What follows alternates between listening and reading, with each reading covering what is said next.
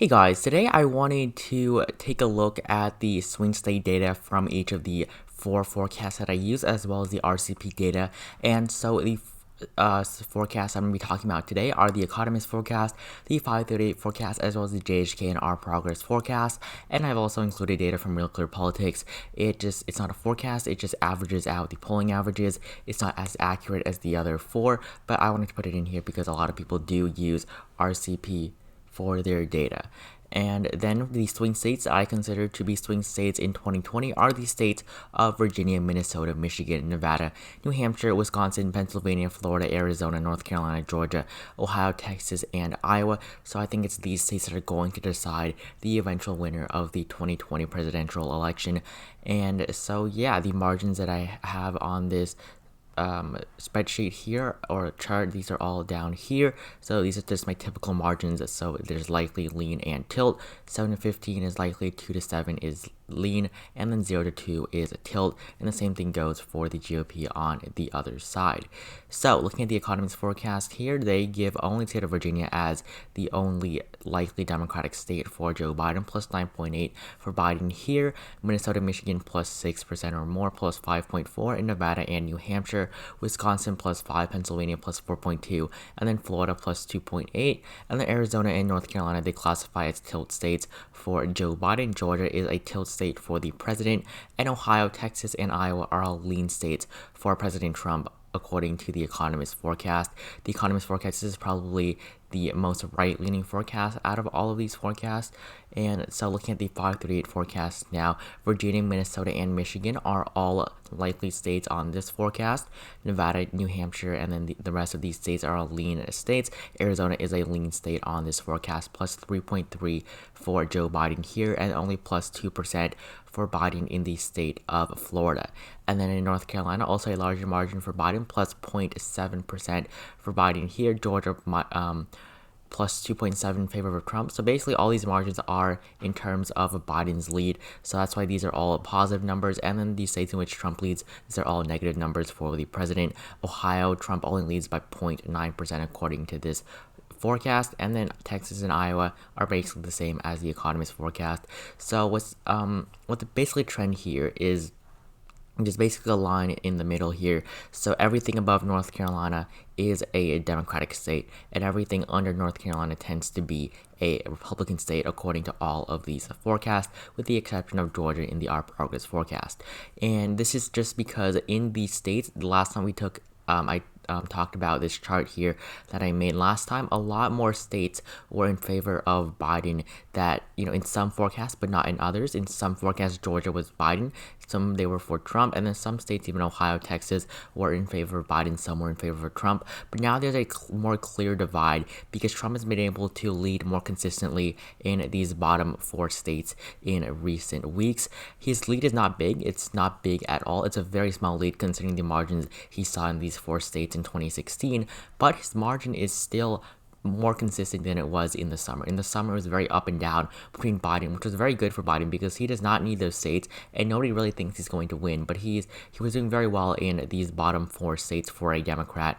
But Donald Trump has been able to lead more consistently now, not by too much again, but still a pretty consistent lead, and that is a good sign for the Trump campaign that they will most likely hold on to these states, not by a large margin, but if he loses these states, he's going to lose the election. If Trump loses Texas, he loses the election. If he loses Georgia, Ohio, and Iowa, he's going to lose the election. Not because if he loses Texas, he's probably going to lose other states. It's just that if he loses Texas, he won't even be able to have the amount of electoral votes that he needs to win the election. He won't even cross 270 without the state of Texas. So this is good for Donald Trump. Trump's numbers have improved since the last time we took a look at this, but that is in no way mean that Donald Trump is doing good. Biden is still doing much better than Hillary Clinton from 2016. So looking at the JHK forecast, Virginia and Minnesota are likely states. Michigan up until Florida, these are all lean states for the former vice president. Arizona plus 1.9% for Biden, and North Carolina plus 0.9% for the former vice president.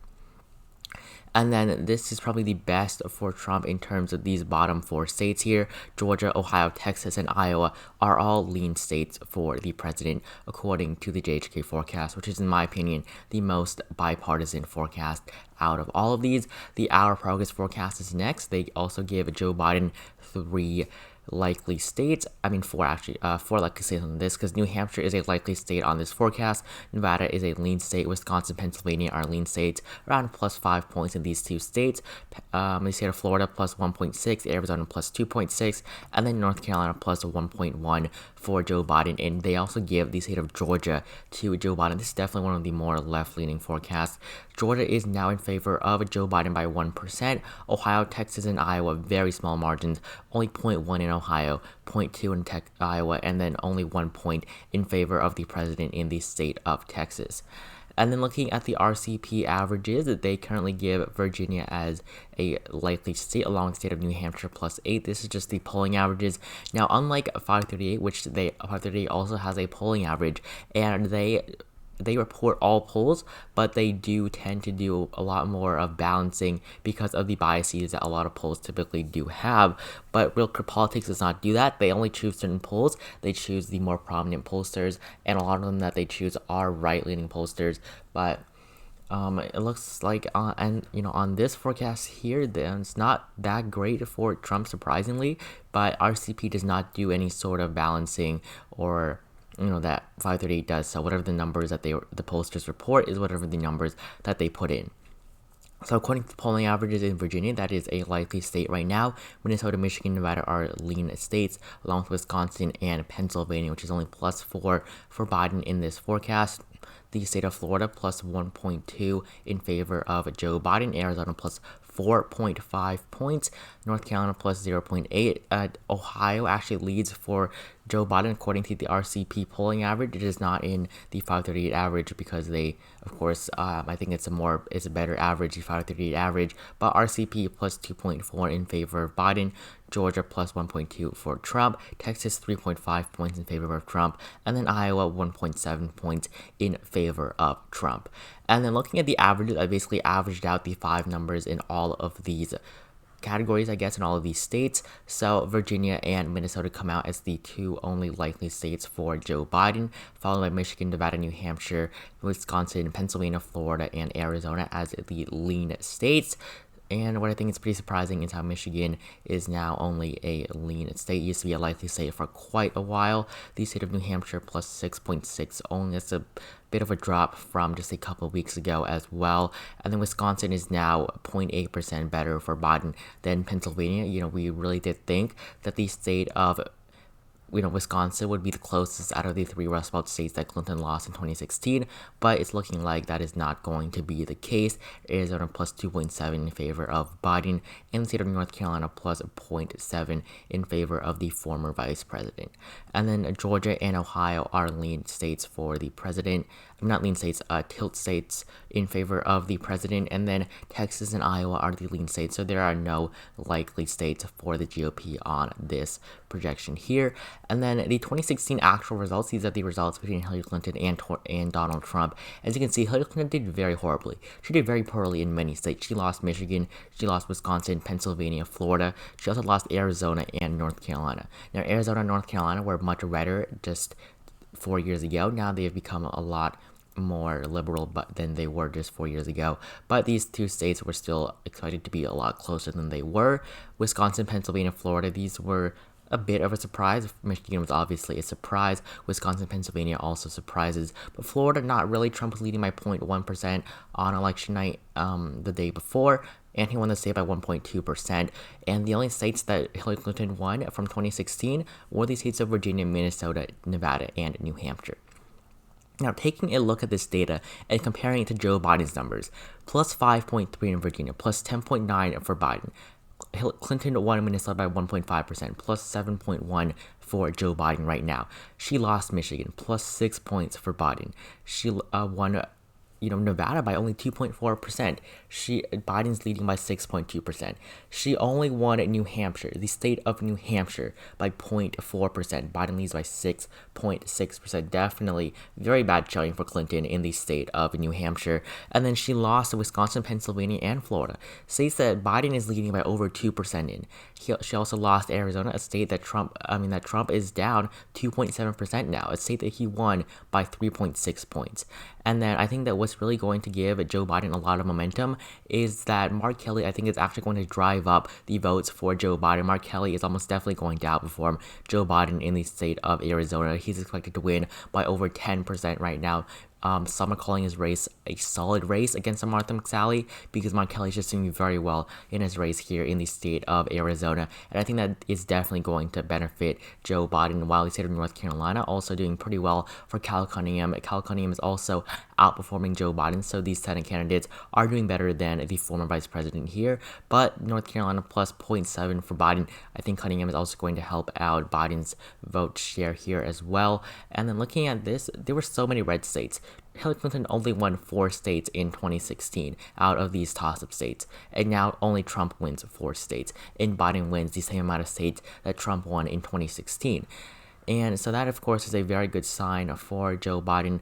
And looking at the states that he's leading it, he has to win Virginia, Minnesota, Nevada, and New Hampshire if he wants to win the election.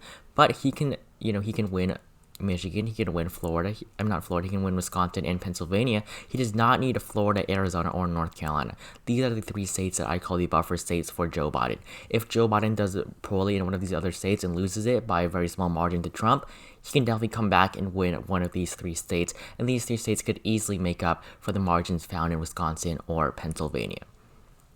And then finally, this is my personal forecast for these swing states in the 2020 presidential election.